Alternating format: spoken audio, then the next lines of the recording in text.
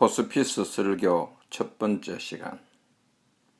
제목: 한 번 죽는 것은 사람에게 정해진 것이다. 본문은 히브리서 9장 27절의 말씀입니다. 본문의 말씀을 다 같이 합독합니다. 한 번 죽는 것은 사람에게 정한 것이요 그 후에는 심판이 있으리라. 아멘. 사람들은 삶과 죽음이라는 문제에 대해서 깊이 고민하면서 살아가지를 않는 것 같습니다. 저 역시 과거에는 그렇게 살았습니다. 그러나 오늘에 이르러서는 죽음에 대한 문제가 먼 나라의 이야기가 아니라 나의 문제라는 것을 실감하게 됩니다. 대다수의 사람들은 오늘도 생명이 살아있으니 주어진 환경에 따라 최선을 다하여 열심히 살아가면 된다고 생각을 합니다. 그러다가 한순간 삶과 죽음의 갈림길에 다다르면 죽음이라는 문제를 놓고 고민하게 되고 사후 세계에서 자신의 존재에 대해서도 생각하게 됩니다. 오늘은 죽음이라는 문제를 가지고 함께 생각하면서 죽음을 어떻게 준비하는 것이 바람직한가를 생각해 보고자 합니다. 첫 번째는 누구나 죽습니다. 이 땅에서 사는 생명체는 식물, 곤충, 동물, 사람 할 것 없이 그들의 수명이 다하는 날 죽습니다. 특히 흙으로 지음을 받은 사람들은 흙으로부터 얻은 식물을 먹고 살다가 수명이 다하면 마지막에는 흙으로 돌아갑니다. 창세기 3장 19절에는 이렇게 기록하고 있습니다. 너희가 얼굴에 땀을 흘려야 식물을 먹고 필경은 흙으로 돌아가리니 그 속에서 너희가 취함을 얻었음이라. 너는 흙이니 흙으로 돌아갈 것이니라 하시니라 라고 기록하고 있습니다. 이러한 진리는 누구에게나 동일합니다. 그래서 전도서 3장 20절에서 21절에 보면 다 흙으로 말미암았으므로 다 흙으로 돌아가나니 다 한 곳으로 가려니와 인생의 혼은 위로 올라가고 짐승의 혼은 아래 곧 땅으로 내려가는 줄을 알라라고 하였습니다. 인생이든 짐승이든 다 때가 이르면 죽는다는 것을 두고 한 말입니다. 사랑하는 가족이라고 할지라도 생명이 다하면 더 이상 함께 살 수가 없어 가족을 먼저 땅에 묻습니다. 육신으로는 가족과의 영원한 이별이지요. 사랑하는 사람과 얼마나 오랫동안 함께 살았느냐 하는 문제는 별개입니다. 부부가 다 장수를 하면서 살았다고 할지라도 언젠가는 한 사람이 먼저 떠나든가 아니면 함께 떠나게 됩니다. 그러므로 우리 인생들은 이 땅에서 살다가 생명이 다하는 날이 온다는 것을 잊어서는 안 됩니다. 그때가 언제인가는 누구도 모릅니다. 오직 나를 창조하신 분만 아실 뿐입니다. 우리가 이 땅에서 사는 날들을 돌아보면 나그네가 하룻밤 잠시 호텔에서 머물다가 아침이 이름에 자기 갈 곳으로 떠나간 것처럼 한평생을 살아온 날들은 참으로 짧습니다. 현재 죽음이 임박한 사람이든 아니면 죽음을 맞이해야 하는 사람이든 아니면 현재 건강한 사람이라고 할지라도 우리 모두는 생명이 다하는 날 죽습니다. 누가 먼저 죽는가 하는 문제는 창조주만 아실 뿐입니다. 그러므로 우리는 죽음 앞에서 두려워하지 맙시다. 죽음 앞에서 떨지 맙시다. 먼저 죽음을 맞이하는 자는 머무르는 호텔에서 하루 먼저 떠났을 뿐입니다. 두 번째는 어떻게 살다가 죽느냐 하는 것입니다. 나그네가 하룻밤 호텔에서 잠시 숙박한 기간이 우리의 인생이라면 그 하루를 어떻게 보냈는가 하는 문제는 매우 중요합니다. 일찍부터 창조주의 섭리에 따라 살았다면 그 사람은 창조주 앞에 서는 날 부끄러움 대신에 칭찬을 받을 것입니다. 그러나 많은 사람들은 자기를 지으신 자를 잊고 살아갑니다. 어린 시절 부모님과 함께 살 때에는 부모님께서 계획한 삶을 향해 달리고 또 달렸습니다. 나의 인생은 없어지고 부모님이 정해준 인생에 맞추어 사는 그러한 바쁜 시간 속에서 살았습니다. 마치 마라톤을 경주하는 자가 꼬린 지점만을 향해 달려가는 그런 정신으로 달리고 또 달렸습니다.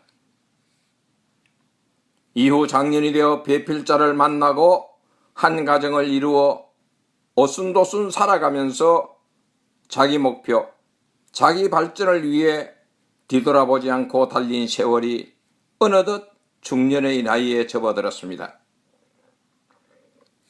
자녀를 성장시켜 출가시키고 나니 어느덧 얼굴과 목에는 주름살이 깊게 자리를 하고 머리카락은 검정색이 팥뿌리처럼 하얗게 변했습니다. 세월의 무상함을 느끼는 순간입니다.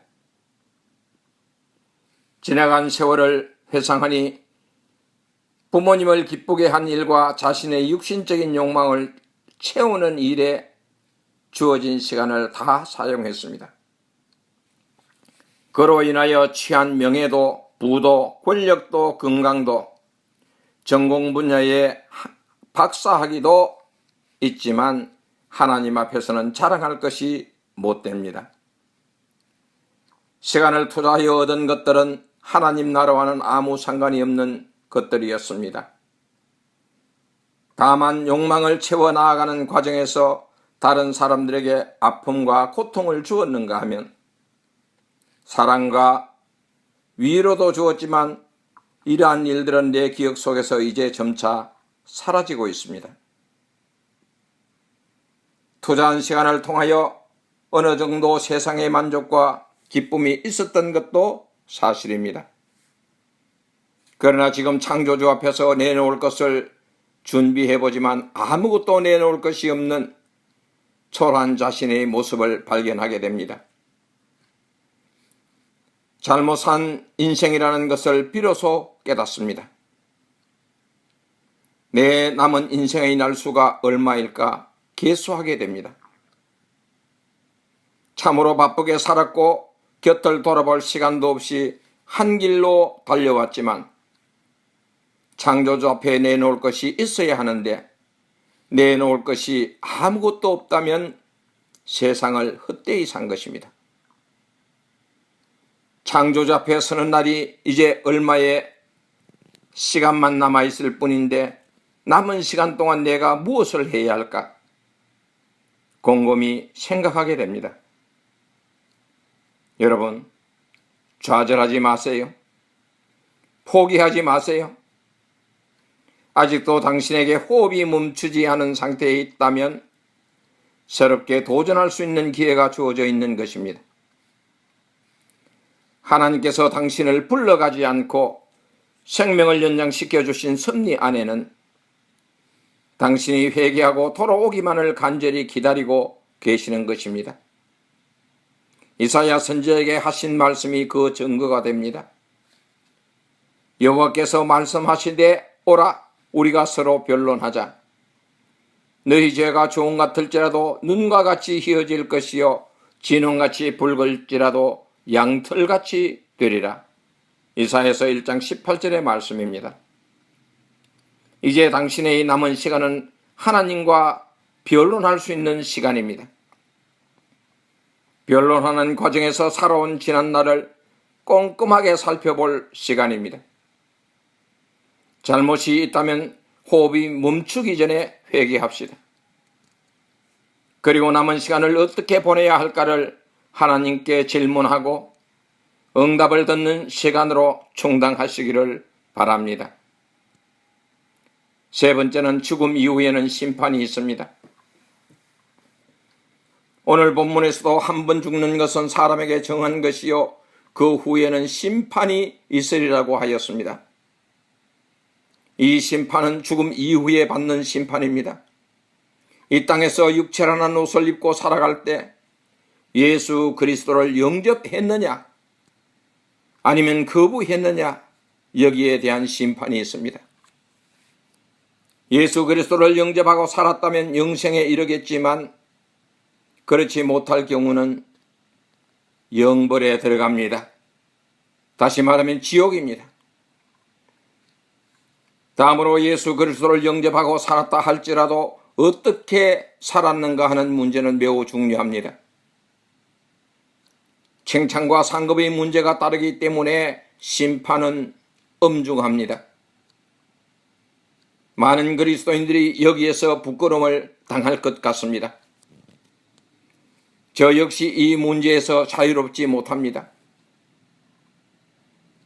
하나님께서는 우리가 신앙생활을 어떻게 하는가 평가하실 것입니다. 형식적인 그리스도인, 즉 주일날만 교회에 와서 예배를 드리는 것으로 신앙생활에 만족을 느끼는 사람, 11조를 분별하여 드림으로 교인의 의무를 다 한다고 믿는 성도들, 율법적인 그리스도인, 맡긴 일에 나태한 그리스도인, 자신의 가족만 생각하는 그리스도인, 권력에 아부하는 그리스도인, 가난한 자를 외면하는 그리스도인을 철저히 골라내어 그들의 신앙생활에 대한 책망의 심판이 있을 것입니다.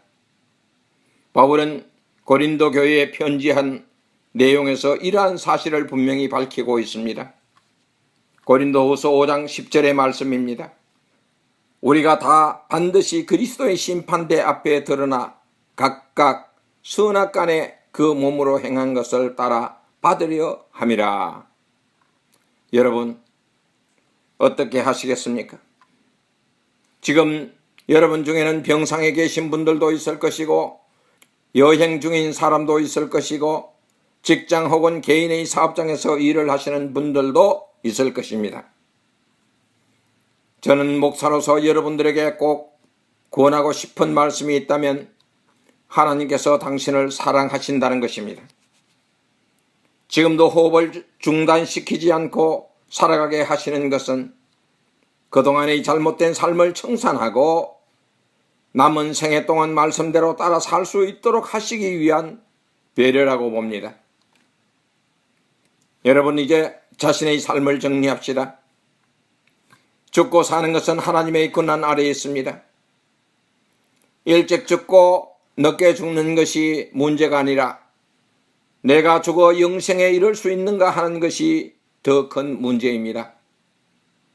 요한복음 3장 16절에는 하나님이 세상을 이처럼 사랑하사 독생자를 주셨으니 이는 저를 믿는 자마다 멸망치 않고 영생을 얻게 하려 하심이라고 하였습니다.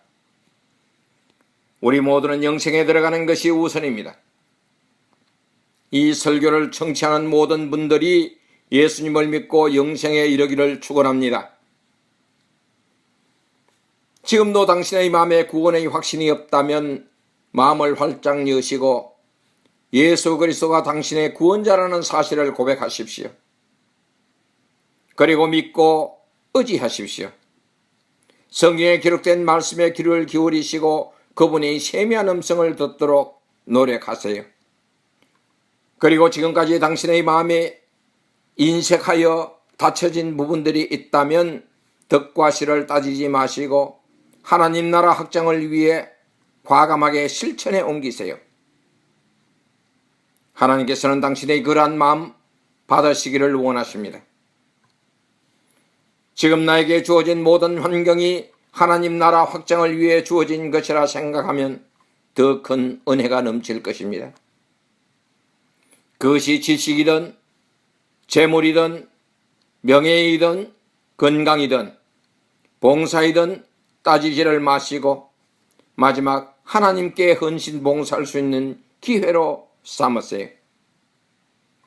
그것도 당신이 호흡할 수 있는 동안만 가능합니다. 이제 그 마지막 기회가 몇 시간 남아있지 않습니다. 서두르세요. 당신의 닫혀진 마음이 열려 하나님을 제일로 사랑하고 이웃을 내 몸과 같이 사랑할 수 있는 생활이 세상에서 펼쳐질 때 하나님은 당신의 삶을 보시고 기뻐하실 것입니다. 그리고 당신은 호흡이 멈추는 그날 하나님 나라의 심판대 앞에서 받을 상급을 위해 흥분된 마음으로 분주할 것입니다. 말씀을 마치겠습니다.